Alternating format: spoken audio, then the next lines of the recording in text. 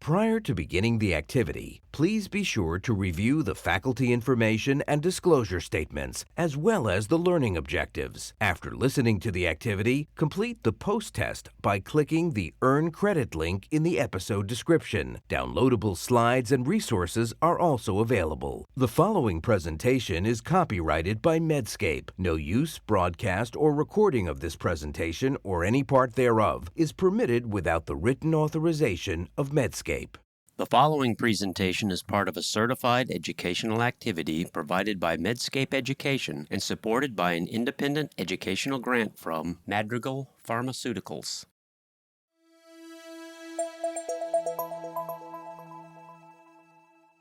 Hello, and welcome to this Medscape webinar, Non-Invasive Assessment of MASH Fibrosis.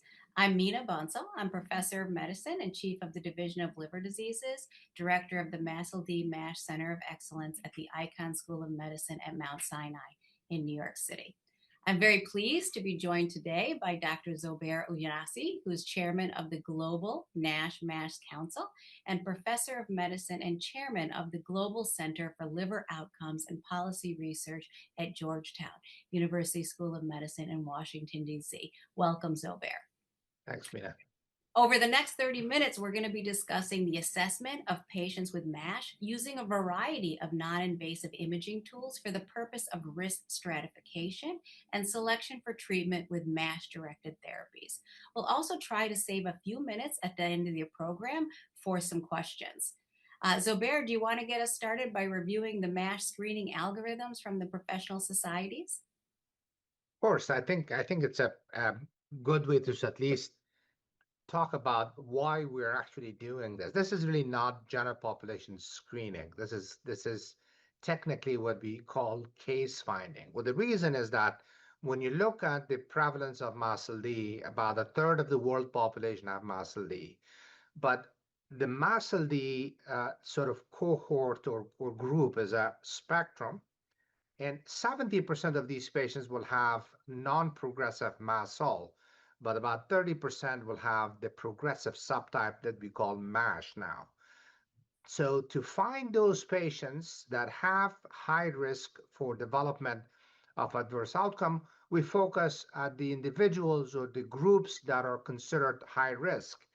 And these are individuals who have type 2 diabetes or what we call complicated obesity or obesity with a cardiometabolic risk, or those who have chronically elevated liver enzyme. Now, over the past few years, there have been a number of guidelines that have actually focused on those individuals and using non-invasive tests, because obviously you can't do liver biopsy in everyone that comes in to find which patient will have significant fibrosis, which is considered stage 2 or higher.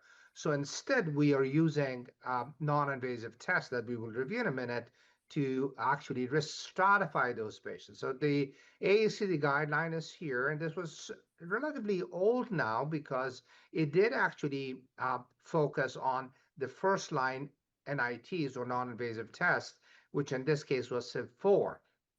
Now, if FIB4 was less than 1.3, those patients were considered to be at low risk. And they will be followed by their primary care physicians. More than 1.3, especially if it was more than 2.67, the AASLD suggested those patients should go to GI and hepatology, and the intermediate sort of group would have a second line test. Now, if you go to the next actually guideline, which is probably a little bit more recent, and this is the ADA guideline, which was published in 2025. I was a member of the committee. They've decided that it was probably better to just have one cutoff, especially for primary care physician. So instead of having two cutoff of 1.3 and 2.67, 1.3 was chosen, less than 1.3, and those who have metabolic abnormalities, type 2 diabetes, prediabetes, and complicated obesity, then they would go to the second line testing, which is either a VCT or ALT test, and we'll discuss those later. Then the next algorithm that we will review here is the EASL, ESAT, or ESO guideline. These are basically guidance from Europe. Most of the screening population or population that will be targeted is the same. The only thing with this guidance is that it still uses the 2 cutoff of 1.3 to 2.67. But the next one, which is the AGA guidance and guideline, and it's the one this is the most recent one published this year. They basically again use the 1.3 cutoff to as for Fib4 to as first line NIT, then to go to the second line NITs. And if you go to the next, if you look at the next slide, it basically will tell you that for those individuals that have a second NIT, if the second NIT happens to be a VCTE liver stiffness of less than 8, that actually individual is considered to be low risk. Now, if you don't have a VCTE and you send the patient for an MRE and that MRE is less than 3.1 kilopascal, again, those individuals are at low risk. But if you have none of the imaging and you order the blood test, the enhanced liver fibrosis test, and this happened to be 9.2 or lower, or less than 9.2, those individuals are at low risk. On the other extreme, if you have a VCT liver stiffness of 20 or higher, or MRE LSM of 5 or higher, or an ALT test of 11.3 or higher, these individuals have cirrhosis until proven otherwise. So they need to have the screening for HCC. And for the treatment, as we will talk about the treatment, these patients cannot be treated because it's for non-cirrhotic patients. The sweet spot is really in the middle, where you have patients with F2 and F3. These are the patients that are at increased risk for adverse outcome, and they can actually be considered for treatment. So this is sort of the guidance that we currently have, and we're looking at sort of implementation of this guidance at different levels of the primary care and endocrinology, then moving into the hepatology practices. Absolutely. And it seems like it's common themes, right? They're very similar. Are there any notable differences you would say between them? I think when you come to the most recent guidance, our guidelines or proposed guidelines, you'll see that patients with type 2 diabetes and complicated obesity, or obesity with one cardiometabolic risk, are basically the focus of this case finding. Now, the ADA suggested that they should also actually use the same screening for the pre-diabetic patients. But generally speaking, most of these are the same. The most recent two guidances, which is ADA and AGA guideline 2025 and 2026, decided to choose one cutoff for Fib4, and this was for simplicity. Because the truth of the matter is, if you're in this sort of intermediate or indeterminate sort of zone, then you will have to do another test anyway. So why should you complicate it? And that was really the main reason that we have that was selected to have 1.3 as the cutoff. Now, Mina, let me ask you something. Since we've got, we reviewed the guidance and guidelines from different societies, and they're now being sort of standard in terms of its use. There are lots of different tests or tools that we discussed. So maybe you can just go a little bit deeper and tell us how these tools are used, some of the key ones, and how do you actually use it in clinical practice? Absolutely. So, there are, generally speaking, we don't use blood-based biomarkers to determine the presence of steatosis. I think most commonly this is picked up on ultrasound, whether a patient is having an ultrasound for other reasons, and that can get you down to a 20% fat. It will detect that. FibroScan or VCTE, there's a CAP assessment there, controlled attenuation parameter, which can detect down to about 11%.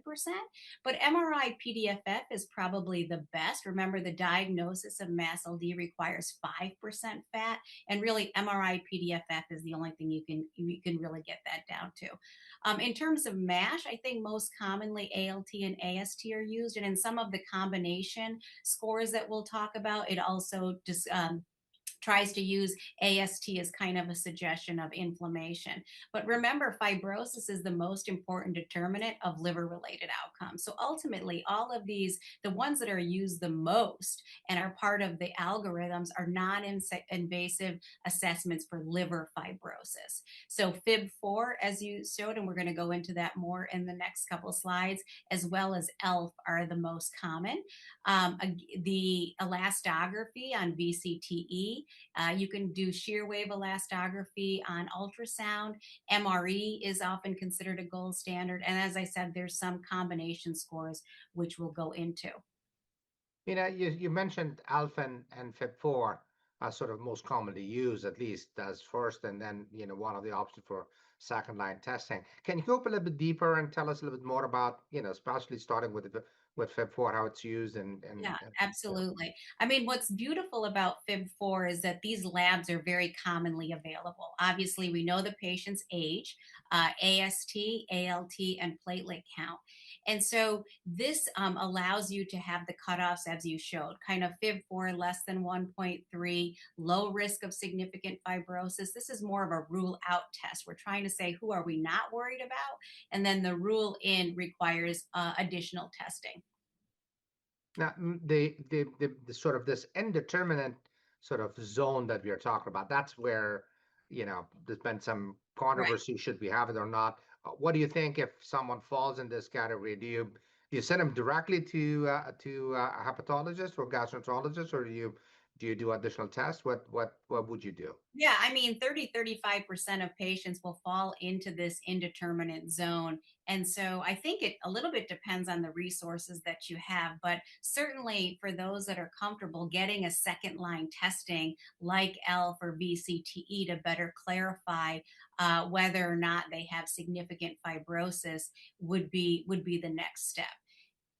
Mina, in terms of the FIB4 has had some issues with certain population, Yeah, absolutely. diabetic especially, and also extremes of age.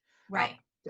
tell us what would you recommend for those individuals? Should you still do the FIB4, or should we use different thresholds, or how do we approach that?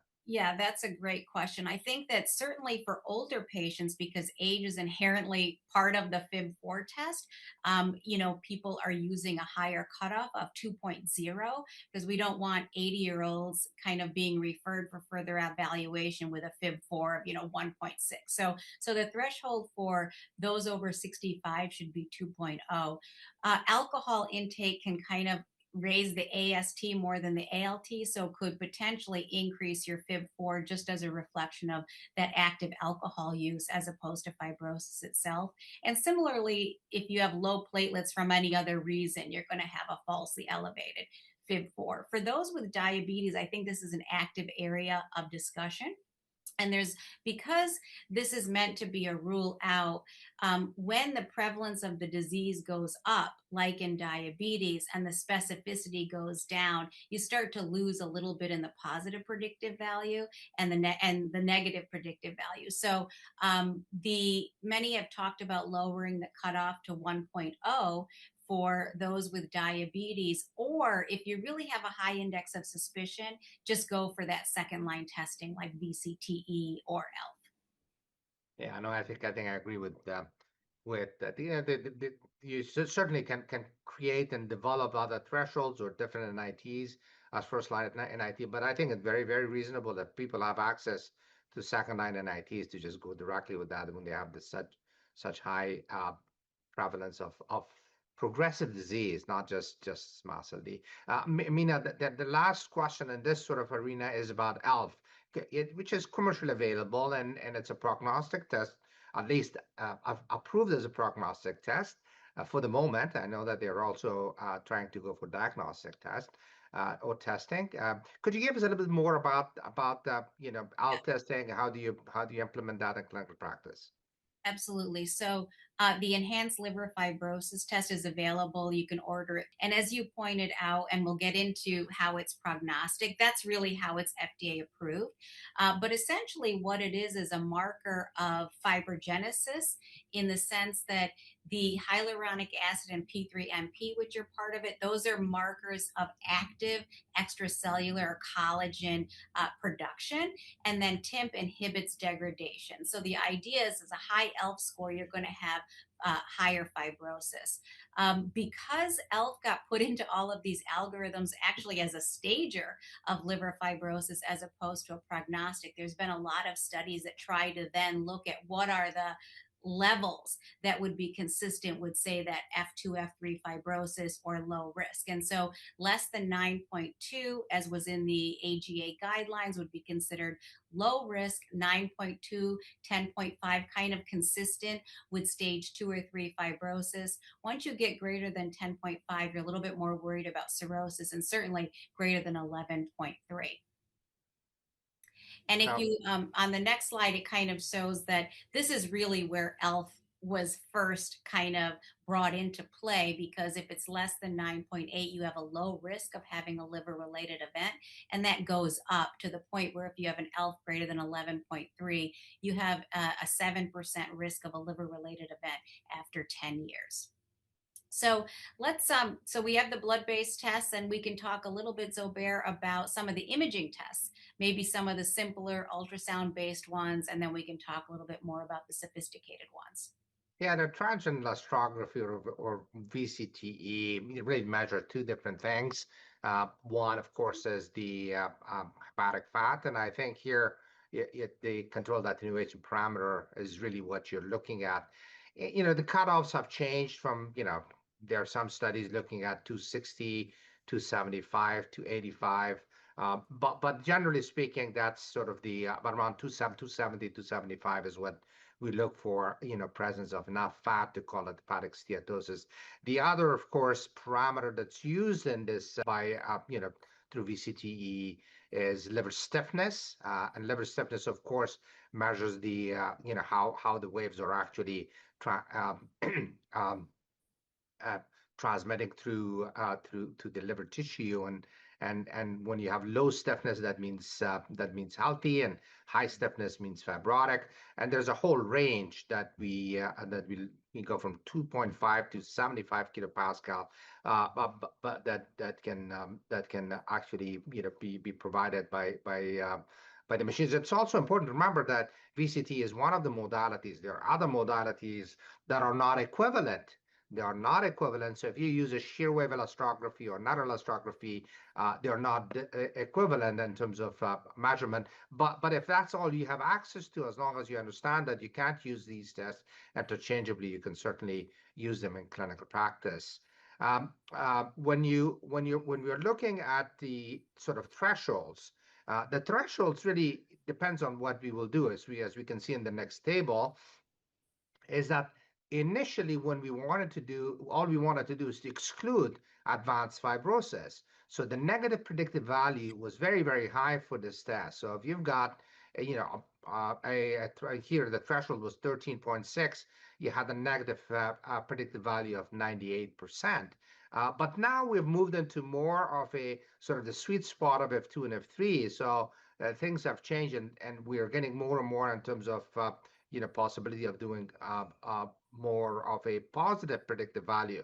If we can see the next slide, we'll see that the cutoff that we discussed, which is if you have a stiffness of less than 8, then that's really you're getting to the early fibrosis or no fibrosis stage. So it's really the one that we need to pay attention to is greater than 8 to 10 probably would be consistent with F2, and then as you go to close to 15, you get to F3, and as we discussed, you get to more than 15 or 16, then you're getting close to cirrhosis, and certainly more than 20. And you get to 25 or higher, then that's where you get to portal hypertension.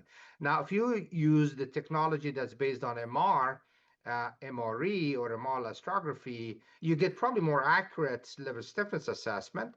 And the cutoff here is about 3.2. And as we just looked at some of the new guidance, once you hit about 5 or higher, then the likelihood of cirrhosis is high.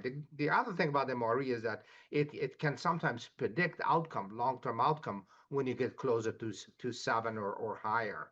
But Amina, now people have used combination of these tests, FAST score, MAST score. Could you tell us a little bit and review that for us on how you combine different modalities to maybe get more accuracy in terms of both, scoring, but also in terms of maybe activity? Sure. I think, this term at risk MASH really came out of the clinical trials because the inclusion criteria for those patients was that they had to have an NAS score, which includes Um, it includes inflammation, ballooning, and steatosis. And so, what was the idea was that you had to have that plus fibrosis to get into clinical trials. And so, the FAST score brings in AST to give you a reflection of that inflammation part of it, and then it includes the steatosis as well as the fibrosis. And the FAST score, as I said, is made up of the CAP, steatosis, AST, and liver stiffness. And you can see here that the negative predictive values on the next slide shows you what that cutoff is. So a rule out of less than 0.35 and a rule in of 0.64. These can be calculated if you use the FibroScan app and you just put in the numbers. It'll give you kind of the value and the interpretation. Now, MAST is similar to FAST, but uses MRE now and MRI PDFF. So again, AST comes in. You can see that you can use this could it be NASH kind of calculator. You enter in the elastography, the MRI PDFF, AST. And so the MAST score again gives you kind of this rule in or rule out kind of numbers. Now, MeFib is a binary score. So you're either MeFib positive or you're MeFib negative. That takes into account MR elastography. So if the MRE is greater than 3.3 and the Fib4 is greater than 1.6, that means you're MeFib positive versus MeFib negative. If you're MeFib positive, that's a high predictive value for significant fibrosis. And then Zobair, there's now some other emerging tests like Agile 3 Plus and Agile 4. Can you tell us a little bit about that? Yeah, the Agile 3 and Agile 4 are sort of a more sophisticated version of FAST that you described. It's based on elastography. It includes LSM, liver stiffness, with some laboratory tests like platelet count, AST, and ALT. And in the case of Agile 3, you also have type 2 diabetes and sex and age. And the context of Agile 4, which is really for cirrhotic patients, you just don't have age. The key here is that Agile 3 and Agile 4, number one, probably improve on the indeterminate result that we talk about. I think that's one important thing. The second thing is that when you look at the ability of Agile 3 and Agile 4 in terms of predicting liver events and outcome, mortality, there are now two large cohorts, international cohorts, one led by from Asia primarily, but also has cohort from Europe and US, led by Vincent Wong, and the other one is from Global NASH Council that has almost 20,000 patients with liver biopsy. And in both of these two cohorts, Agile 3 and Agile 4 had the best predictability in terms of predicting outcome and liver-related events.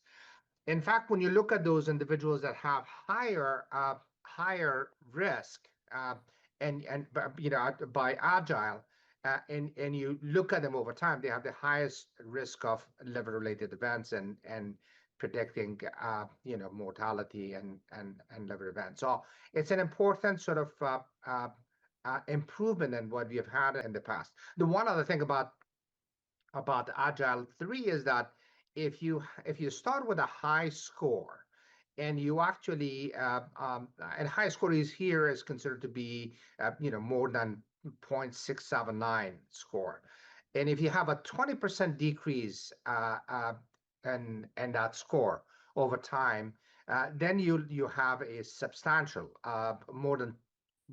substantial reduction in the risk of liver-related events. So it's a good test. It has improved sort of our ability to predict outcome, and what it's going to be used in clinical practice increasingly. At the moment, it's not in the guidance or guidelines, to be honest with you. But maybe it certainly is something that we need to validate in clinical practice and real world setting more and more. Now, Mina, we have discussed a lot about different guidelines, different sort of tests. Maybe you want to just take. I think you do have a case you wanted to discuss. So you want to start with that? Yeah, absolutely. So we have a 66-year-old woman who is overweight with a BMI of 28.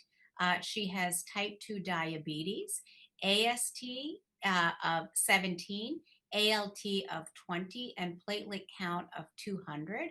And she has and she's on metformin as a medication. So I guess the first question is, should you do a Fib4 in this patient? And if so, what cutoff should we use? And would we use any other screening tests? So looking at this, if you were to pull out your Fib4 calculator, that should be, first line. We did mention that in those with diabetes and you have a bigger concern, maybe you go straight to VCTE. But certainly I think for large scale population screening, Fib4 is just kind of a helpful first line of defense. So if you were to pull out your calculator, this woman would have a Fib4 of 1.25. Now keep in mind her age of 66. And so the cutoff for her would be 2.0. So, she wouldn't make the cutoff, if you will. She would be considered low risk. Zobair, would you do any other screening tests here? I'm such a big believer in the fact that diabetics have such high risk for significant fibrosis that and knowing sort of here you're sort of in this conundrum. On one hand, you have to lower the threshold because of diabetes. On the other hand, you've got age that you have to increase the threshold. If I have access to a VCTE, I probably just go directly to VCTE, and I'll just but if you don't, I don't have a if it's in the primary care setting and I don't have actually an opportunity to do this, then I would just go do the Fib4 and then remember it's not a one-time deal. You can come back to the patient, you can do the test, um, you know. In a year, I think a year is very reasonable for these patients. Now, Mina, we are using NITs. Of course, a lot of the two drugs that we have, is metformin and semaglutide, were approved based on histology, but the treatment initiation and monitoring is based on NITs.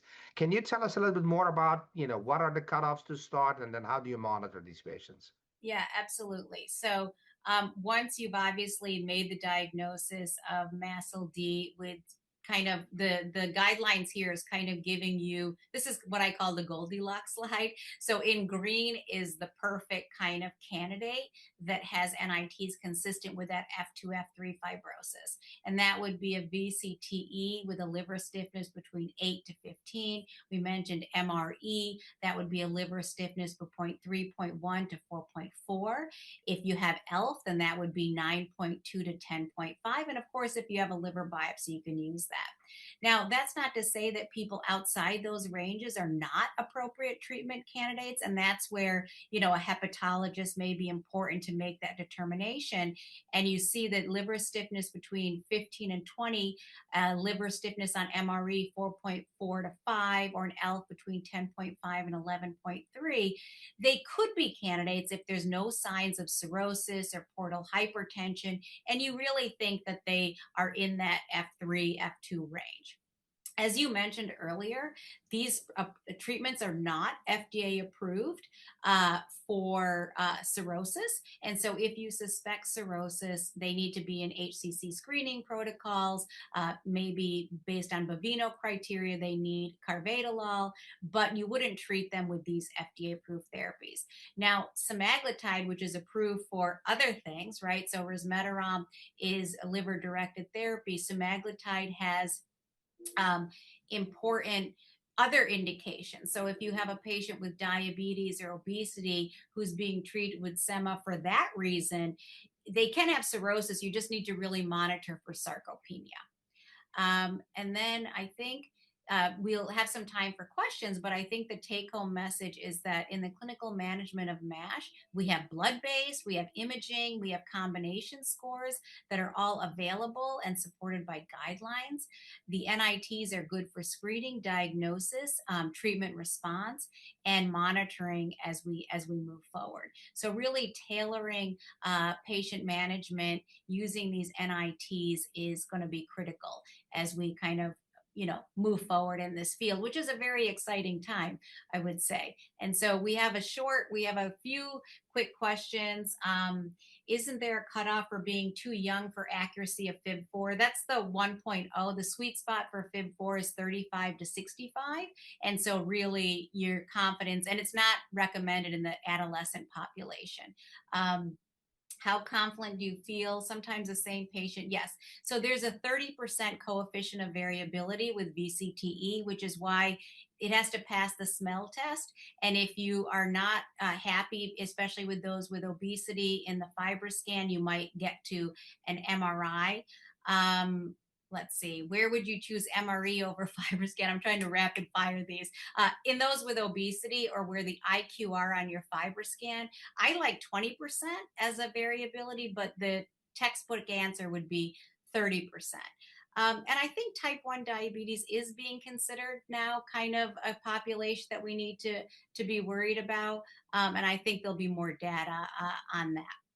And just to comment on a couple of things, for pediatric guideline, FIB4 is not used for screen. They use aminotransferases. So just to remember, for kids, that FIB4 is not used. I don't use MRE because in my institution, having access to MR with all the other services, it's going to take months to get an MRE. But if you have access to it, it's more accurate, obviously, if the expense can be covered. Remember, the reason type 1 diabetes initially was not a risk because that's where you have lack of insulin, not insulin resistance, too much insulin. But we know now type 1 diabetic patients are becoming obese, so they probably have some of the risks. So there is data that these patients should also be considered for screening. So type 1, type 2 diabetes, and there are probably other component of things that's going on here and the risk stratification that maybe some type 1 patients should also be screened as we move forward. But typically, it's really those patients that have, insulin resistance syndrome, that whether there's visceral obesity or metabolic syndrome, that were considered to be at high risk. Absolutely. So with that, we're going to thank you all for joining. And I want to thank Zobair for joining me in this great session. Thank you. Thanks, Mina.